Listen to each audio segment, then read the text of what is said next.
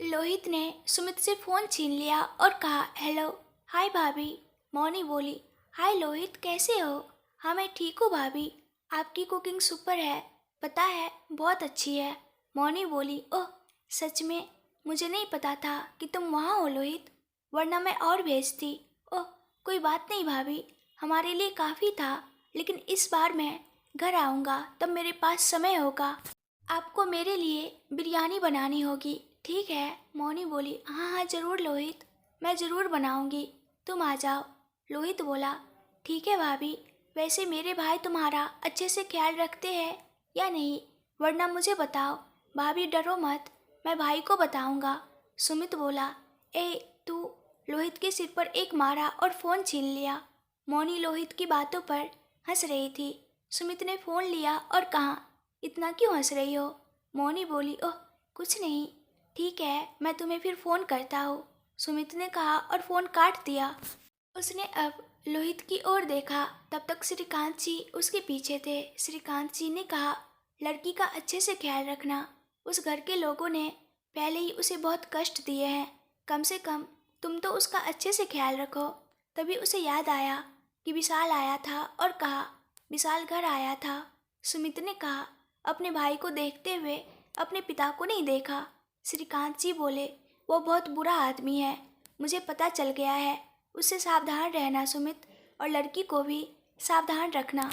उनमें से किसी को भी घर मत आने देना। दरअसल मैंने सुना है कि मंत्री भी उससे मिल रहे हैं, अब वे और भी अहंकारी हो जाएंगे। मंत्री का सहारा लेकर वे उसे अपना दामाद बनाने जा रहे हैं। मुझे नहीं पता कि उन्हें वह कैसे पसंद आया। अपने पिता की बातें सुनकर उसने मन में सोचा, यह जितना मैंने सोचा था उससे कहीं ज़्यादा खतरनाक आदमी लगता है। मुझे यह सुनिश्चित करना होगा कि मौनी उससे ना फंसे। श्रीकांत जी बोले, क्या तुमने सुना जो मैंने कहा? हाँ, सुमित ने अपना सिर हिलाया।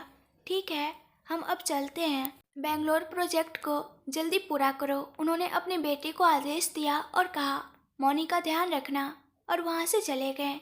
अपने पिता और भाई के जाने के बाद सुमित कुर्सी पर बैठ गया और सोचा, उसे मौनी के पीछे जाने की क्या जरूरत है?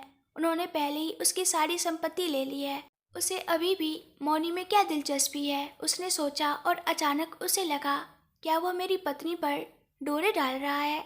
यह जानने के बाद भी कि हमारी शादी हो चुकी है, वह अब भी मेरी पत्नी के आसपास घूम रहा है। वह बहुत बेशर्म है। अगर मैंने उसे फिर से मेरी पत्नी के आसपास देखा तो मैं उसे इतना मारूंगा कि वह शादी के लायक नहीं रहेगा। उसने कहा, अपने दांत पीसते हुए, और काम करने के मूड में नहीं होने के कारण उसने घर जाने का फैसला किया। तभी उसकी फ्लैशबैक गर्लफ्रेंड सोनी सुमित के कैबिन में आई। एक लंबी काली बॉडीकॉन ड्रेस और ऊंची हील पहने, टुक टुक टुक की आवाज़ करते हुए, स्टाइलिश तरीके से चलते हुए। सुमित ने दरवाजे की आवाज़ सुनी। सुमित को देखकर सोनी अपने सारे दांत दिखाते हुए मुस्कुराई और कहा, हाय बेबी, कैसे हो? और जाकर सुमित से छिपकली की तरह चिपक गई। सोनी के पकड़ते ही सुमित को चिढ़ हुई और उसने औपचारिक रूप से एक बार अपना हाथ उसके चारों ओर रखा और उसे हटाकर पीछे धकेल दिया। हाय सोनी, मैं ठीक हूँ, तुम कैसी हो? मैं बहुत अच्छी हूँ बेबी, आजकल तुम दिख नहीं रहे हो। सुमित बोला, कहाँ कहाँ नहीं दिख रहा हूँ? सोनी बोली, मैंने तुम्हें बाहर ज़्यादा नहीं देखा, तुम पब भी नहीं आ रहे हो, इसलिए मैं पूछ रही हूँ। हाँ मेरी शादी हाल ही में हुई है सोनी, इसलिए मैं बाहर नहीं जा रहा हूँ। सोनी बोली, ओह शादी, तो क्या बेबी, क्या तुमने अपनी सारी मस्ती छोड़ दी?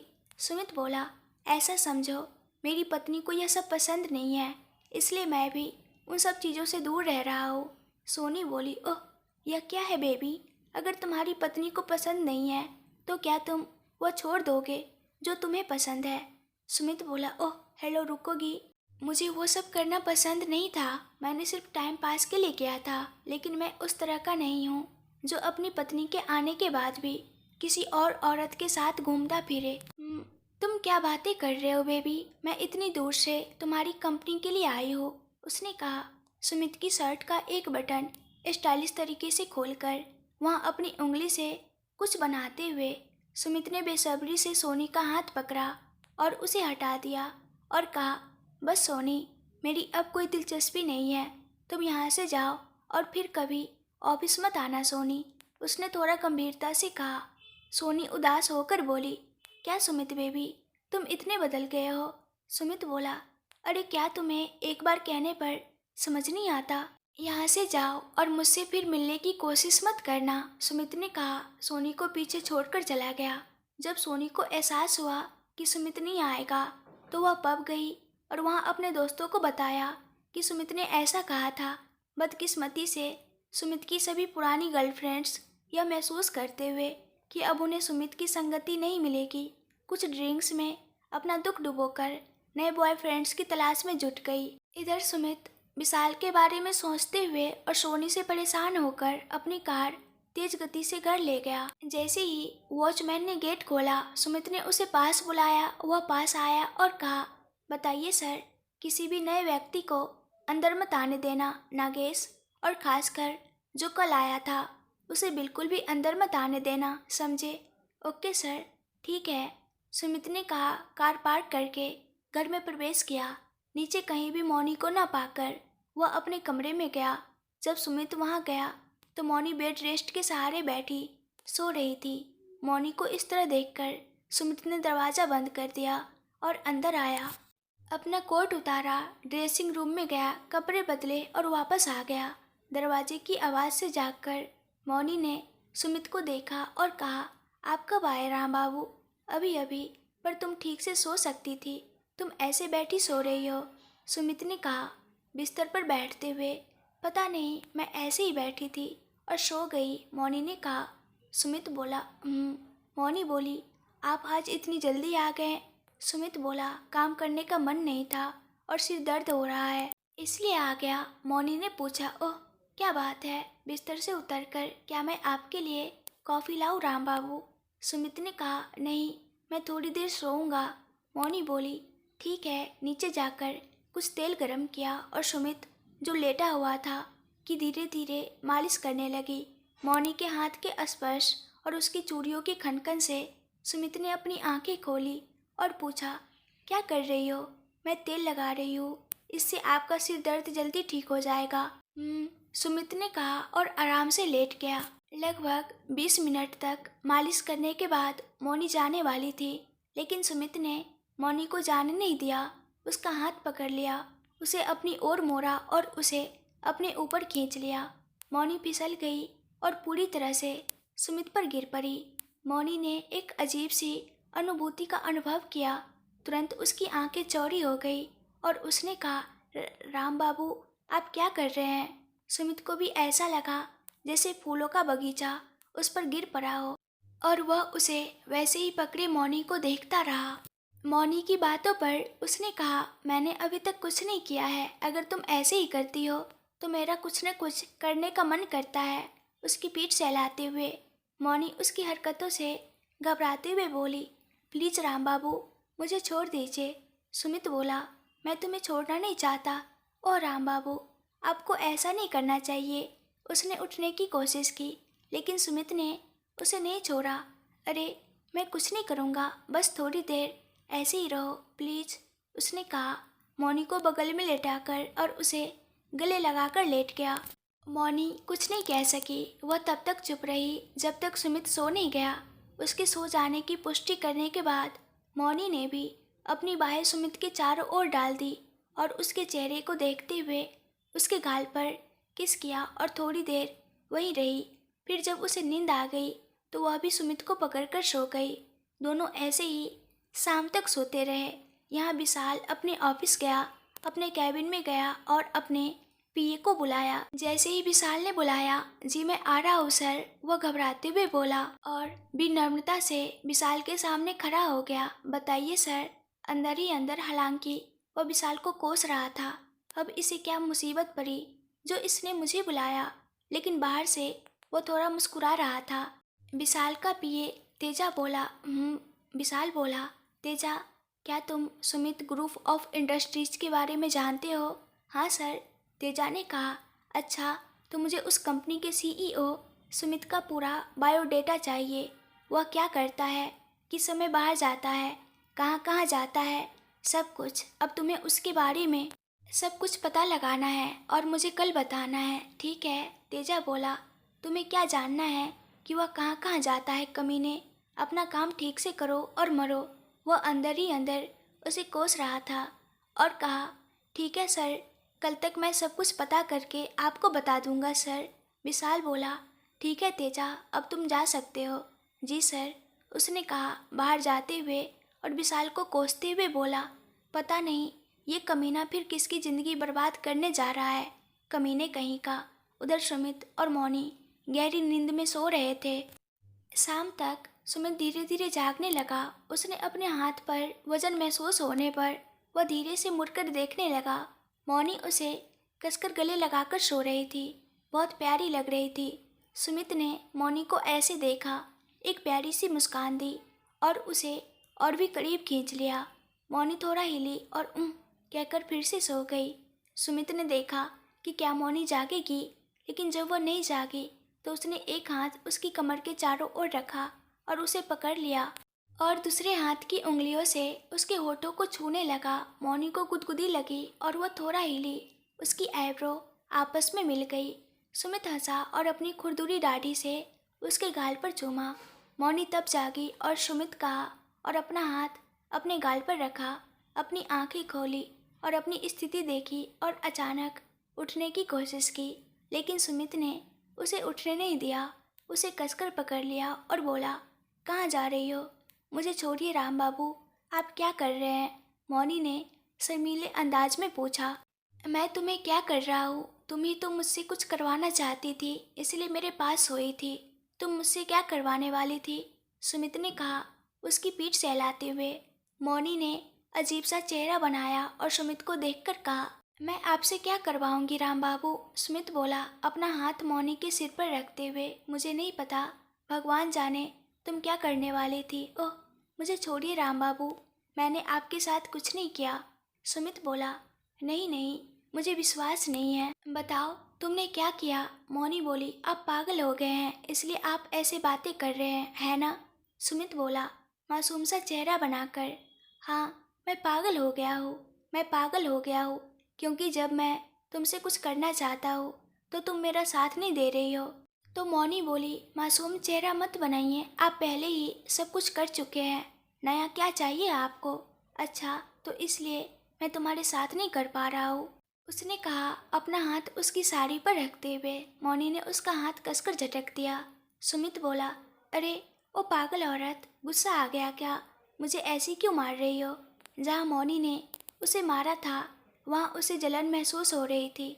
तो आप क्या कर रहे हैं? मौनी ने अपनी आंखें बड़ी करके पूछा। अरे तुम मेरी पत्नी हो, क्या तुम्हें याद है? मुझे बहुत अच्छी तरह याद है, लेकिन मैंने अभी तक आपको ये सब करने की इजाज़त नहीं दी है, उसने कहा। क्या ये कौन सी बीमारी है कि तुम्हें इजाज़त देनी पड़ेगी? मैं इसके बारे में तभी सोचूंगी जब आप बाहर की सारी दुकानें बंद कर देंगे और एक समझदार आदमी बन जाएंगे। सुमित बोला, अरे मैं अभी बाहर नहीं जा रहा हूँ, तुम भी देख रही हो। और क्या, मुझे कुछ नहीं पता आप कहाँ घूम रहे हैं, क्या मैं आपको देख रही हूँ? ऐसे मत कहो, अपने पति की बातों पर थोड़ा विश्वास करना सीखो। सोनी आज दोपहर को आई और कहा कि चलो हम पब चलते हैं, तब भी मैं नहीं गया। मैंने ऐसी चीज़ें करना बंद कर दिया है, मेरी शादी हो गई है, मैं अपनी पत्नी के अलावा किसी और औरत को नहीं छूऊंगा और ना ही मैं ऐसी बुरी जगहों पर जाऊंगा। मैंने उनसे कह दिया। क्या तुम्हें पता है मैं कितना अच्छा हो गया हूँ? अब तुम ही बताओ। मौनी बोली, मतलब अगर आप नहीं जाएंगे तो आपकी सारी पूंछें आपके पीछे पीछे आएंगी, तब भी कोई लड़की आपके पीछे नहीं आनी चाहिए, तब मैं सोचूंगी। तब तक आप अपने और मेरे बीच कुछ दूरी बनाए रखिए। सुमित से खुद को छुड़ाकर बिस्तर से उठ खड़ी हुई। सुमित भी तुरंत उठ गया और पूछा, मैंने कहा कि मैंने सब कुछ बंद कर दिया है, फिर भी तुम मुझ पर विश्वास नहीं करती। मौनी बोली, नहीं, मैं विश्वास नहीं करती। क्यों, मैं क्या कर सकता हूँ? मौनी बोली, भले ही आप अभी नहीं जाओ, अगर कोई लड़की आपके पास आकर आपको लुभाती है तो आप कभी न कभी जाओगे ही। सुमित बोला, अरे पति पर थोड़ा तो भरोसा होना चाहिए। मौनी बोली, मुझे तुम पर वो नहीं है। सुमित बोला, तुम्हें कुछ ज़्यादा ही शक हो गया है। कुछ नहीं हुआ, आप वो सब बंद कर दीजिए, फिर मैं आपको वो दूंगी जो आप चाहते हैं। सुमित बोला, मैं कह रहा हूँ कि मैं नहीं जाऊँगा, है ना? मौनी बोली, ठीक है, मैं भी देखूंगी। उसने कहा, राम बाबू, जैसा आपने कहा, अगर आप वैसे ही रहेंगे तो मैं आप पर विश्वास करूंगी। सुमित बोला, तुम बहुत अहंकारी हो गई हो, तुम मुझे बता रही हो कि कैसे रहना है। उसने कहा। मौनी की ओर कदम बढ़ाते हुए यह देखकर मौनी कमरे में ही भागने लगी, सुमित की पहुंच से दूर। अरे रुको, मैं तुम्हें देख लूंगा, सुमित ने कहा मौनी का पीछा करते हुए। मौनी हंस रही थी और सुमित की पहुंच से दूर कमरे में इधर उधर भाग रही थी।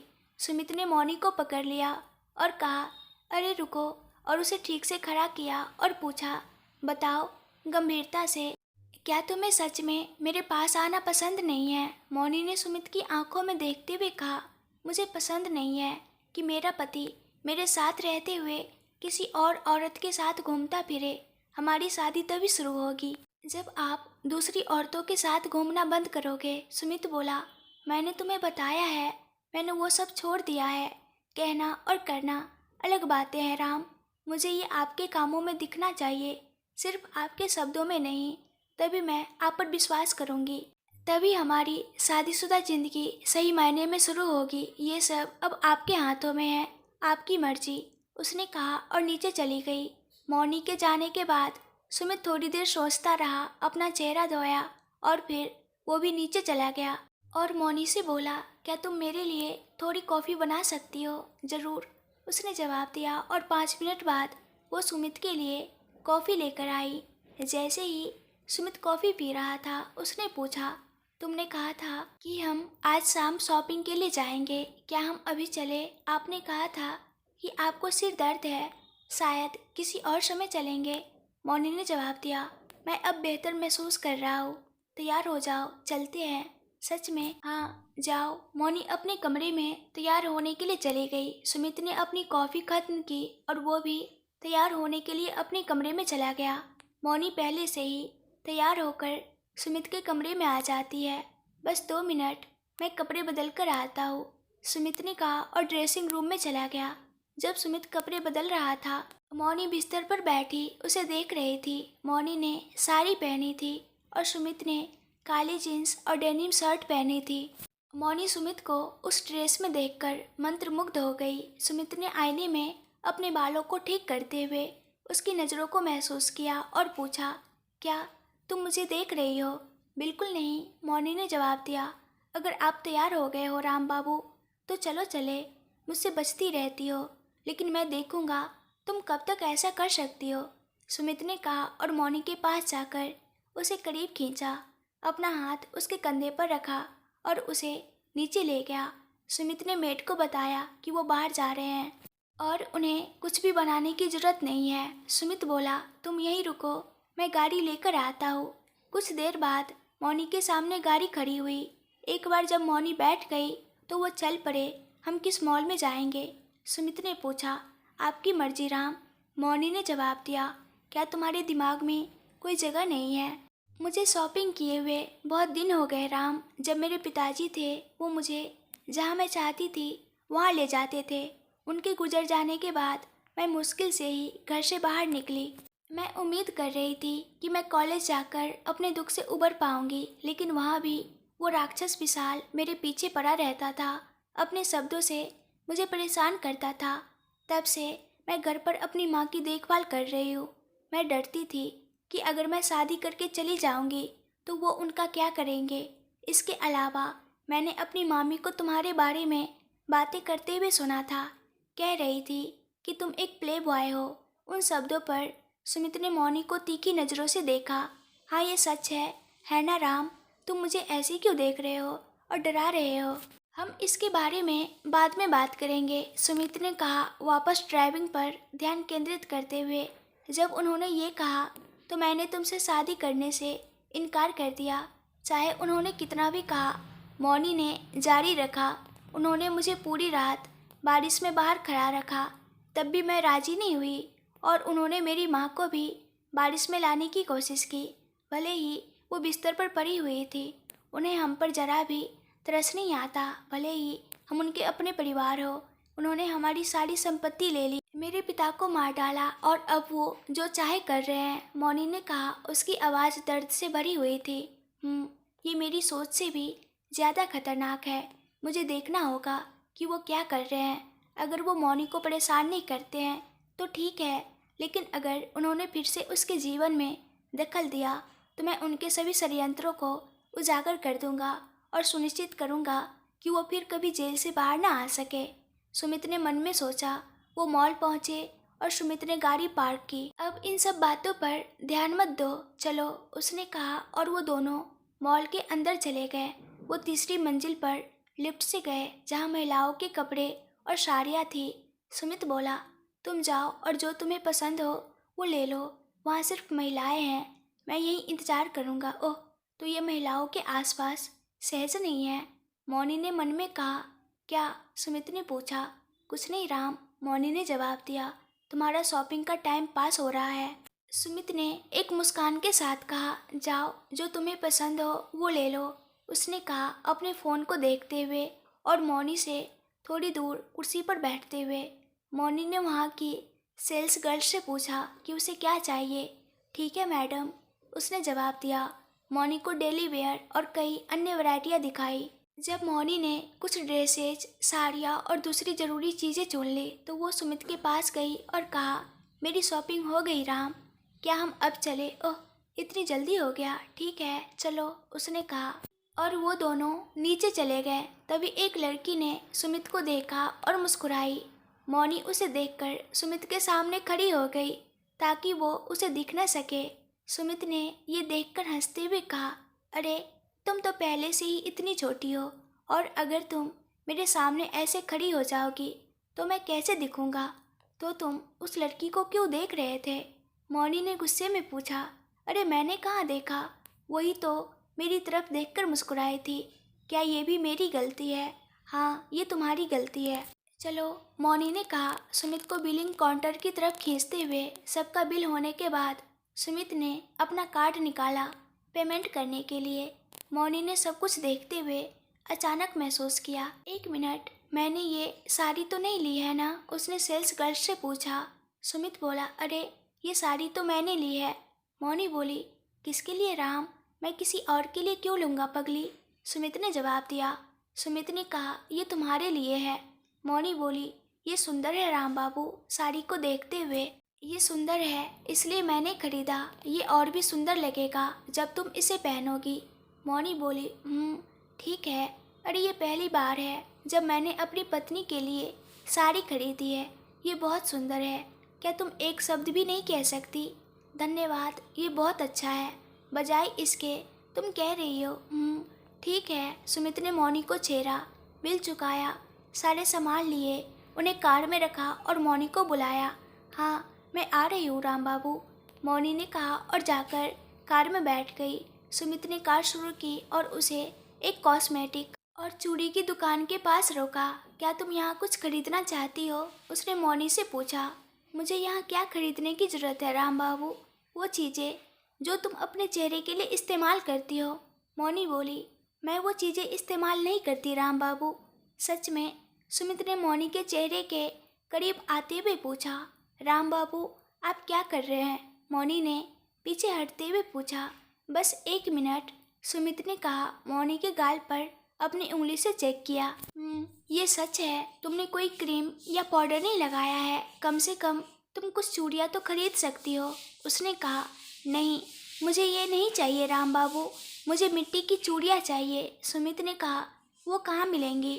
वो चार मीनार में बहुत अच्छी मिलती है, प्लीज़ चलो वहाँ चलते हैं, मौनी ने प्यार से कहा।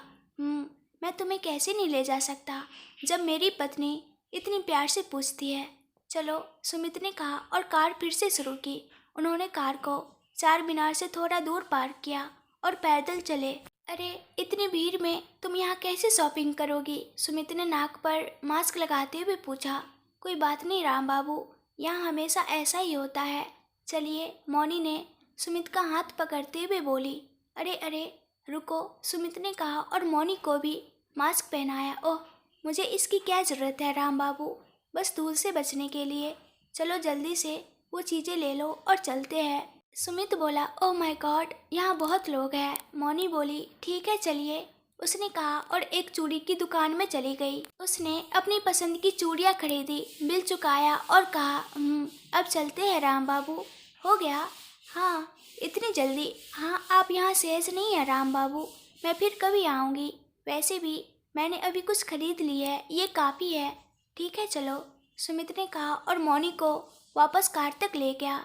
गाड़ी चलाते हुए सुमित ने पूछा, मौनी, मैंने सुना है कि लड़कियां घंटों तक शॉपिंग करती है, लेकिन तुमने इतनी जल्दी क्यों ख़त्म कर दिया? अगर हमें जो पसंद है वो मिल जाए तो काफ़ी है, इसमें और समय बर्बाद क्यों करना राम बाबू?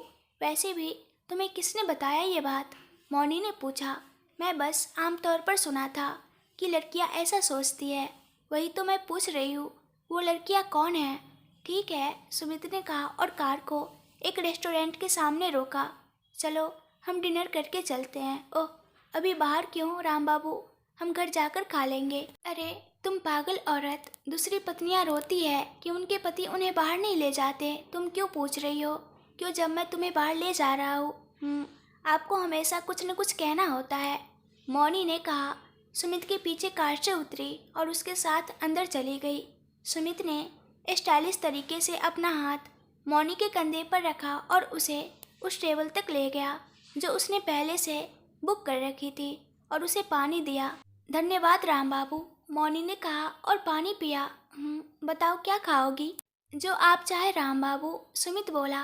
क्या तुम वही खाओगी जो मैं खाऊंगा? ये लो मेन्यू और ऑर्डर करो जो तुम्हें पसंद है, सुमित ने कहा। ठीक है राम बाबू, मौनी ने कहा और मेन्यू काट लिया और उसे देखा। मुझे पराठा और चिकन करी चाहिए राम बाबू। अरे इसमें और भी स्पेशल है देखो। नहीं, मुझे वो सब नहीं चाहिए, मुझे यही चाहिए। ठीक है, तुम्हारी मर्जी, सुमित ने भी वही कहा। मौनी, तुम्हें कुछ और चाहिए? आइसक्रीम भी राम बाबू। ठीक है, सुमित ने कहा और वेटर को बुलाया और उसे ऑर्डर बताया। ऑर्डर आने में समय लगेगा, इसलिए सुमित अपना मोबाइल देख रहा था जबकि मौनी इधर उधर देख रही थी। तभी अचानक एक लड़की उत्साहित होकर आई और बोली, हाय सुमित बेबी, और सुमित का हाथ पकड़ लिया।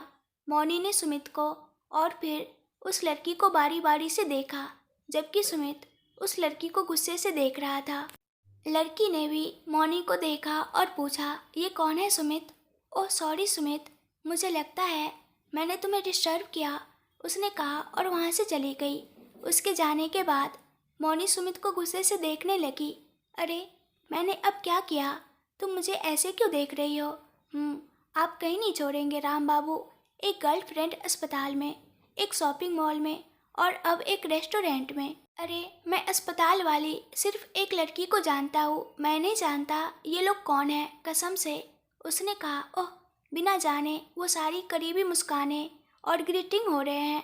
अगर आप लोगों को ये कहानी पसंद आ रही है तो प्लीज़ ढेर सारे कमेंट्स करके बताइए और मेरे चैनल को सब्सक्राइब ज़रूर कर लीजिएगा और इस वीडियो को लाइक एंड शेयर कर दीजिएगा। Thank you.